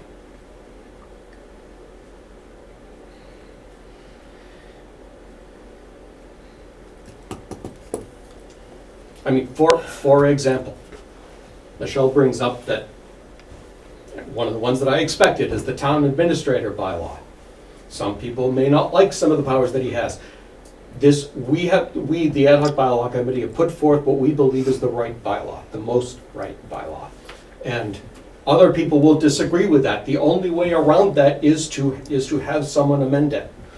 Because if the ad hoc bylaw committee is already done, and this is what we believe is right, and we've already had discussions about it, including in the public, and changes that have been made, and what hasn't been changed, all you can do is have the discussion. Okay. And then have the town vote one way or another. I'm going to ask for a motion to postpone this until annual town meeting, and I'd like to also not implement tonight, but have something in place that we are chipping away at this consistently, so it's not feeling rushed. Things are with legal, but if we know the town administrator is not going to pass, then we need to look at that better. We need to answer some of the questions, like the 2018 something that came up, and we can't find details about that I know of, at least in what I've tried to look for, and if it's the town administrator, we can solve for that. But I don't think we can do that in the next few weeks. You don't need a motion to not take an action. So By telling me that we're not going to put it on fall, that's okay. That just means it's delayed until But spring. I'd like to get a consensus from the town. Well, also, she wants to have a plan. Yeah, I want to have a plan. Her comment is to have a plan to meet regularly and start looking at this more clearly to make sure it's set for annual town meetings. So. Agreed? Informally? Okay. Thank you. Thank you. Even though we had discussion, I feel more comfortable with what we need to do. There is one other item related to this. Back in, I believe, fall of 2020, the ad hoc bylaw committee asked for $8,000 for legal review and got half of it. I am certain that money will be exhausted before we get through the entire body of bylaws. So there was 8,000 appropriated and. No, only 8,000 was asked for, only 4,000 was given. Okay. Now, fortunately, we know more than we did, but I will be bringing forth an article at fall for $2,000 to finish it. Okay. All right. Okay, Thank you. that's it. Thank you All very right. much. Thank you. Interdepartmental transfers. We have a list. It looks like amounts that were overexpended on the accounts from. Yeah, go ahead. If I may, Yeah. the board already approved all of these. Oh, okay. This is just a complete list that Jean compiled, and it needs to be signed by the select board and the FinCom. For transfer, is it the full board or is it just the chair that signs on this, I believe, right? Just the chair? She didn't specify. I'm not This is form's a little different then, right? It's only the chair of, Select board. right? This is select- Most of them, it's just the chair. Right. Motion the chair sign. Okay. Second. Clock eye. Nichols eye. Wait a minute. All right. WRSD maintenance agreement. We need the signatures of the board. We already went over this somewhat with Yeah. Mr. Kelleher, right?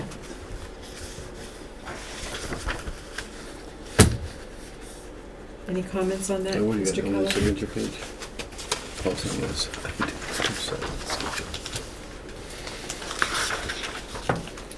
Right? Yeah.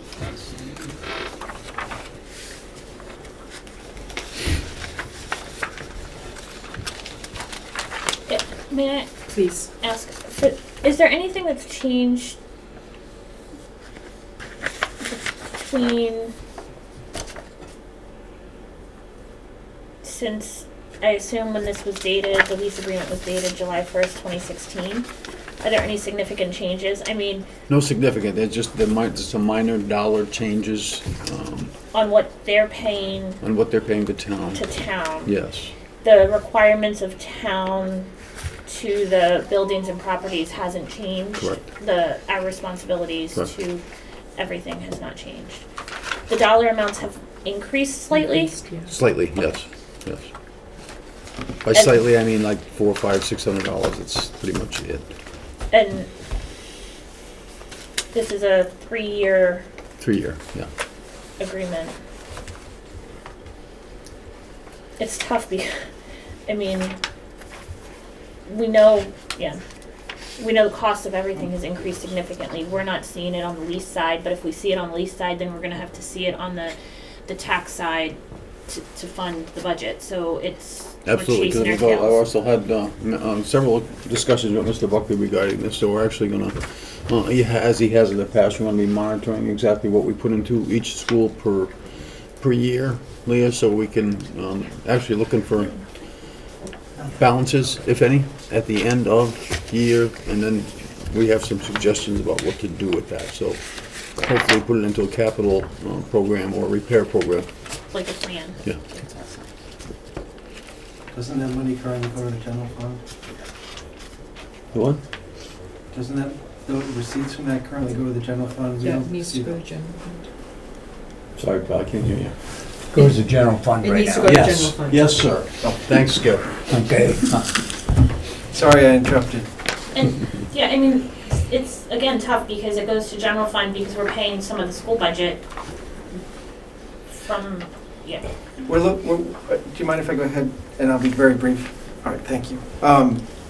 That money goes to the general fund, we don't see it, so chances are, any balances left over would go to help balance other town operations. Or fall free We're cash. proposing some changes going forward, but currently, we don't see those funds, so just be cognizant of that, or aware of that as well.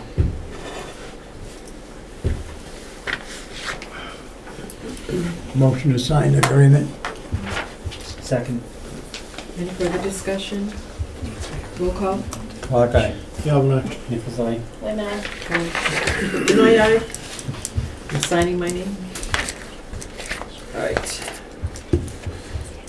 And the final in the general meeting is, our next meeting is supposed to be on October 31st, which is Halloween.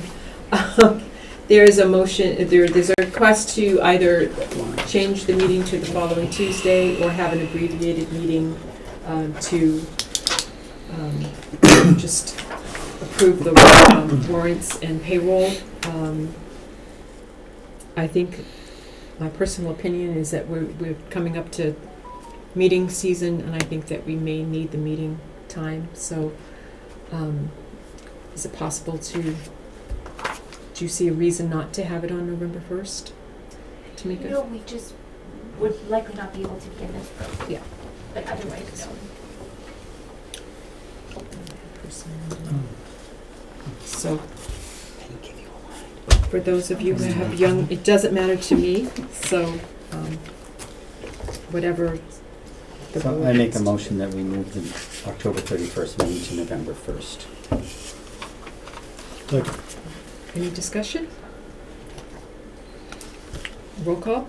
Clock eye. Galvin, And what the hell he was talking Nichols, about. aye. moving Benoit, aye. the meeting just from the 31st to November 1st, Oh, just because of Halloween. So you can get all your trick-or-treaters in. Great. You can go Great. smash pumpkins at the police station. yeah, sure.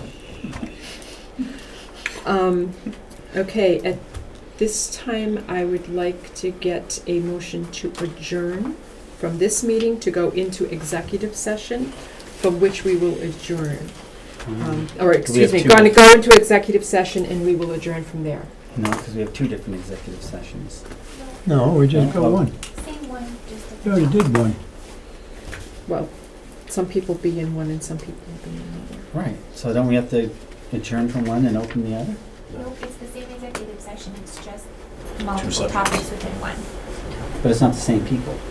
That's okay, those people leave the room, but it's still the same executive session, because it falls under the same reason. She, All right, I just wanted to make sure, because I knew that there was different Yep, people. and that it's wanted- reason number 2, to conduct a strategy session in preparation for negotiations with non-union personnel, or to conduct collective bargaining sessions or contract negotiations with non-union personnel. So So we're gonna move into executive second. session. Just Second? Second. Yes. Just for a second? Roll call? Roll call? I'll run. Clock eye. Galvin, aye. Nichols, aye. Wait a minute. And Benoit, aye. Thank you, everyone. Good night.